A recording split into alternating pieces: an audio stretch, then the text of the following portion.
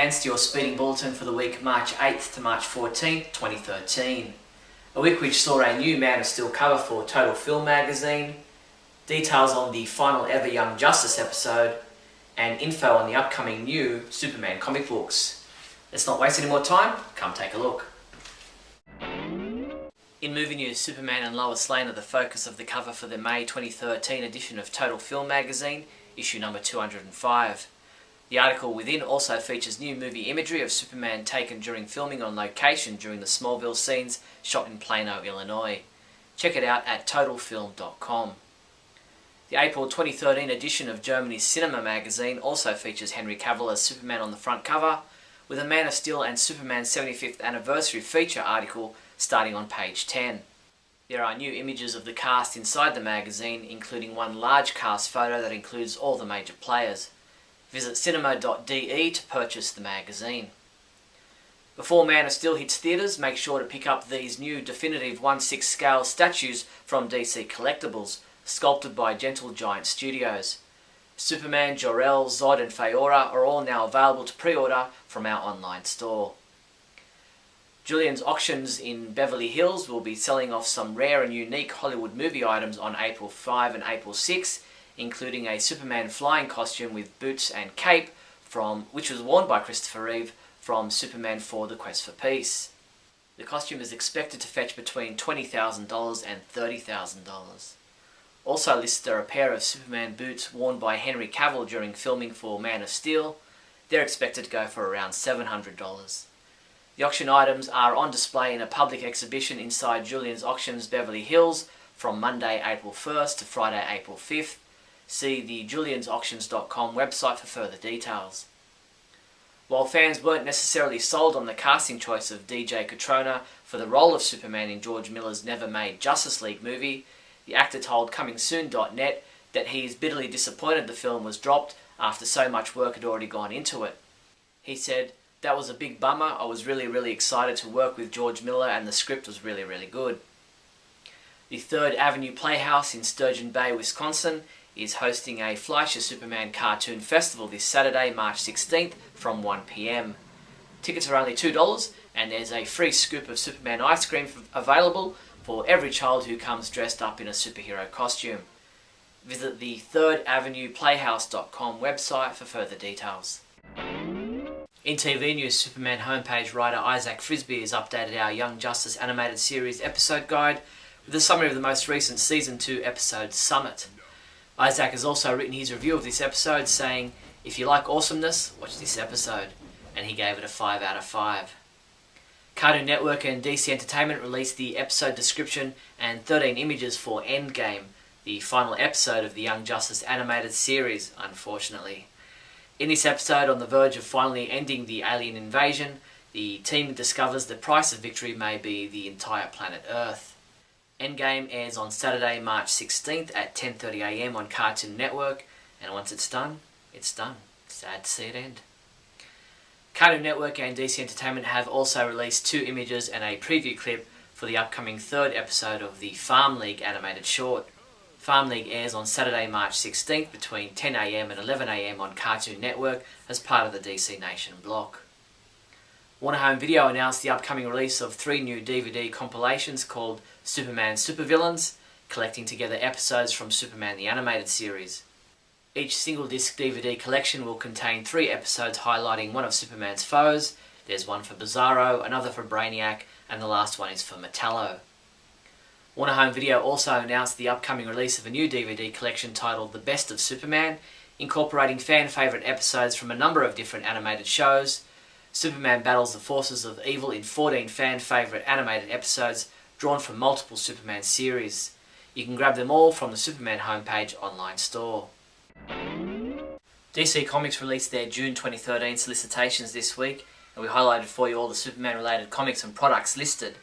Of special note was Superman Unchained #1, the debut of what promises to be a red-hot new series from 2 of comics' brightest superstars, Scott Snyder and Jim Lee. And Batman Superman #1, a new ongoing series featuring the first fateful meeting of Batman and Superman in the New 52. Check out the entire list of comics coming in June at the Superman homepage now. Incoming Superboy writer Justin Jordan spoke with Comic Book Resources about his plans for the Teen of Steel.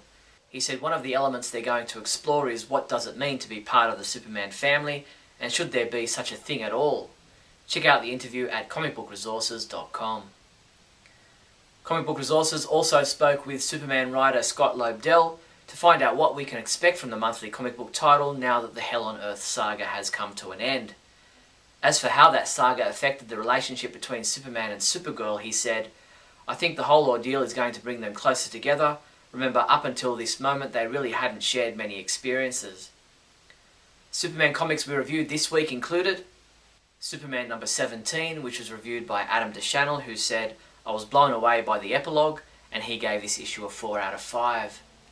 Mark Pritchard reviewed Injustice Gods Among Us Chapter 8, giving it a score of 3 out of 5, saying, "Straight ahead progression of the plot." Superman Family Adventures number 10 was also reviewed by Mark, who said, "I had an unusual number of problems with this issue, but he still gave it a 4 out of 5. While Smallville Season 11 Chapter 37 was reviewed by Michael J. Petty, who gave it a 5 out of 5, saying, "I think Brian did such an amazing job with this story." Superman comics available this week from March 13th include Injustice Gods Among Us Chapter 9 digital comic has been available since March 12. Injustice Gods Among Us number 1 second printing. Superboy number 18. Smallville Season 11 Chapter 38 digital comic is available March 15th. All new Batman Brave and the Bold Small Miracles trade paperback. And Earth 2 Volume 1 The Gathering hardcover. But green isn't necessarily Superman's favourite colour. You know, there's that whole kryptonite thing. You can nevertheless go green for St. Patrick's Day on March 17th with these great green Superman offerings. Grab yourself a Superman Irish Shield adult t-shirt for $19.50, or how about a Say No to Kryptonite t-shirt for just $17.95. These and other great St. Patrick's Day offerings are available from your one-stop Superman shop, the Superman homepage online store at supermanhomepage.com/shop. To be sure. In other news, IDW's Library of American Comics and DC Entertainment announced a new partnership to reprint some of the rarest DC Comics stories, the Superman, Batman and Wonder Woman newspaper strips. The line kicks off this July with Superman the Silver Age Newspaper Dailies Volume 1, 1958 to 1961. Fans can look forward to nearly 800 strips featuring classic artwork by Kurt Swan, Wayne Boring and Stan Kay. Stay tuned for further details. Warner Bros. Interactive Entertainment and DC Entertainment kicked off their first round of quarterfinals in the ultimate battle of superhero supremacy for the upcoming fighting game Injustice Gods Among Us. Quarterfinals match number 4 saw Superman vs Green Arrow. Once again, we're expecting Superman to win. Vote at injustice.dccomics.com. They also released a new video for Injustice Gods Among Us featuring Doomsday. Pre-order the Injustice Gods Among Us video game for its April 2013 release for either the PS3, Xbox 360 or Nintendo Wii U from our online store. Mattel has released a new collection of Target exclusive Justice League action figures incorporating the new 52 costume designs for Superman, Batman, Aquaman, Wonder Woman, Green Lantern, The Flash and Cyborg. You can buy the pack of 7 Justice League Target exclusive figures from Target.com. The figures are also available individually, with a limited number of the Superman action figure available through the Superman homepage online store. Warner Bros. Has been unsuccessful in their attempt to have the Siegel's lawyer Mark Toberoff sanctioned for allegedly shielding documents in the ongoing legal battle over the rights to Superman. US District Judge Otis Wright said he was deeply troubled by Toberoff's failure to update privilege logs, but determined there was no deliberate attempt to mislead. You can read the full ruling at the Hollywood Reporter website. Teenage Lego builder Evan Bacon has created a larger-than-life Superman statue based on Henry Cavill's Man of Steel. Standing at an impressive 6 feet 6 inches tall, the Superman Lego statue was built using 18,000 individual Lego pieces, including light-up heat vision eyes, and weighs approximately 110 pounds. Evan plans to display his Man of Steel at the Brick Fiesta 2013, taking place in Texas this July. Clark Kent Superman will be inducted into the Kansas Hall of Fame, which honours great leaders, innovators, historical giants, artists and entrepreneurs who have a direct connection to Kansas and who have made significant contributions to our state, the nation, or the world. The induction ceremony will take place on June 21st.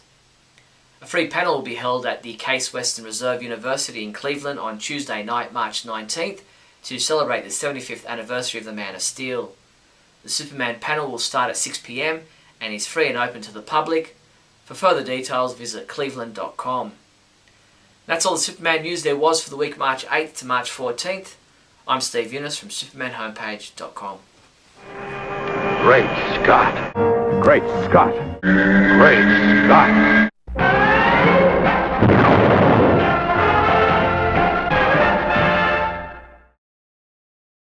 Hello, everyone. Welcome to another fabulous, fantastic, and amazing episode of Great Scott. I'm Scotty V, and thanks for watching. So the Total Film magazine, I guess, has released some new photos from Man of Steel. It has Amy Adams as Lois Lane and Henry Cavill as Superman, looking all Alex Rossi on the cover, and there's lots of words all over it. But I guess there's also a cover out there that someone has fixed up with all the words off of it. It looks really, really great. And of course, on the cover it says, "It's time for a change, Man of Steel." And what that refers to, of course, is the change from one franchise to another. A lot of people are still contending that because Zod is in this and because it's Superman again, that there's going to be an obvious connection to the Donner films, and that we're doing another rehash, and that we're seeing the same thing. And it seems to me, through everything I've read and a lot of the pictures I've seen from the set, that this is absolutely not a rehash. It's not the same story told again. Even though it's Zod, these are villains that you see on and on. In the comics, you see the Joker time and time again fighting Batman. You see Lex Luthor with his schemes time and time again. Brainiac, Metallo, they all continue to come back. The Penguin surfaces over and over. All these villains are a thorn in the hero's side, going on and on and on. Zod is a little bit of a different animal, because once you defeat him in the story, you need to put him in a place like the Phantom Zone, or take his powers away, or do something to him so he can't be a threat again, because he's much more dangerous than the rest of these guys. But the weird thing about the picture, to me, is that there's been a lot of complaints that the suit is very dark and dim and not bright. And looking at a lot of the pictures, it either looks like they've been color touched, or they are much brighter than it looks in some of the shots that we've seen. So that leads me to believe that some people who are saying that the film's going to be color finished when it's done filming, because on film these uniforms and things look a little duller, look a little darker, but that they computer image them, or they re-brighten them, or they retouch them in the end to make them look the way they want to. That makes me think that they wouldn't put out all these photos where the uniform is super bright and blue and red if it wasn't going to be that way in the film, because that's very misleading, and it doesn't, they want it to look the same way. They're trying to advertise the film that you're going to see, so they don't want you to come in and go, "That doesn't look like what you've been showing me all this time." So I'm really starting to think that the bright red and blue is going to be what we see on screen. I don't have proof of that, but a lot of these publicity photos and a lot of what I'm seeing makes me think that that's going to be the case. The other thing that I thought that's bothering me a little, and I hate that I'm bothered by it, because in most of the shots, Henry Cavill looks fantastic. He looks a little bit beefy, not super big. They're still kind of going for the tall, lanky, long, kind of college basketball player Superman, with Brandon Routh, with Henry Cavill, with Christopher Reeve in the original series. They were all kind of long, lanky, skinny guys, and they bulked up a little bit. Henry Cavill probably the most. Brandon Routh and Christopher Reeve all bulked up to an extent. But I don't feel like we've had a Superman that is really muscular and big like Superman should be. And maybe, it's kind of like there was a Mary Jane comparison done, where a model with red hair sat on the couch in the same way that Mary Jane from a cover of Spider-Man was sitting, and she had the same posters behind her, and she had it set up the same way, and it looked really cool. But when you compare them, you see that, once again, comic book proportions, especially for women, are much further out of the realm of realistic reality than what, you know, we can actually meet. I mean, Mary Jane in that picture looks like she, minus the breasts, looks like she has the body of a 9-year-old. I mean, her waist is this thin and it goes up, and then she's got these breasts, and her legs are, you know, she's just very, very, very tiny. And there are petite women, but I don't know that I've ever seen any that have proportions like that.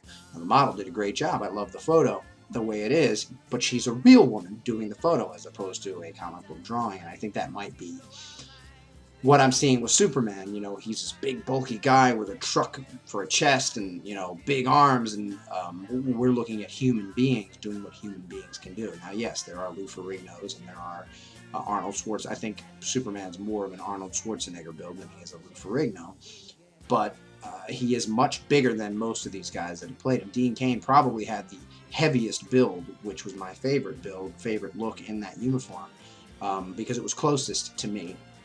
Whether you like his acting or not, whether you like how he looks, whatever, I think his build and his natural muscles were the best. But Henry Cavill, I don't know, his neck looks really long, and you know, as I'm looking at it on my desktop here, I have a Alex Ross Superman Forever statue where he's tearing open the shirt and he has the glasses in his hand. His head is this way. The Henry Cavill shot on the cover here almost looks like they're kind of mimicking that to an extent. I'd like to see a cover with Henry Cavill on a magazine or something in a Clark Kent suit doing that exact pose. That would be kind of cool. Another photo leaked out, and I think it's since been taken down because it hasn't been officially released, of Lois and Clark, Henry Cavill, and Amy Adams sitting in front of a window at a conference table, and Henry is in a work uniform. He's in his office clothes. He's in a suit, but he doesn't have glasses on, and this brings up another interesting point that I've heard people talking about. Will Clark Kent don glasses? And I'm thinking, my thinking has been kind of revolving around this for a while, that it'll probably be a little like Casino Royale, which was the relaunch of the Bond franchise, where things start to come together throughout the film, and at the end, he finally says, Bond, James Bond, and the music plays, and where those things weren't in place at the beginning, and they start to fall into place at the end. It's very possible that maybe Lois is in on the identity from the beginning, and maybe she kind of helps him to establish his identity, kind of like they did in Smallville, but he doesn't have the glasses yet, and it's an idea he comes up with later at some point during the film, because someone did mention that in the Comic-Con footage we do see him take off glasses when he goes into an elevator or something like that. So it looks like there are glasses in the film, so I'm waiting to see exactly a shot of him with glasses or when that's going to happen, but they might be saving that as a little Easter egg or a little thing that they're going to have us be delighted about toward the end of the film. But I'm liking these photos. I'm getting more and more excited. We're going to have more as time goes on, and it's a great time to be a Superman fan. Thanks, everybody, and remember, always look up in the sky.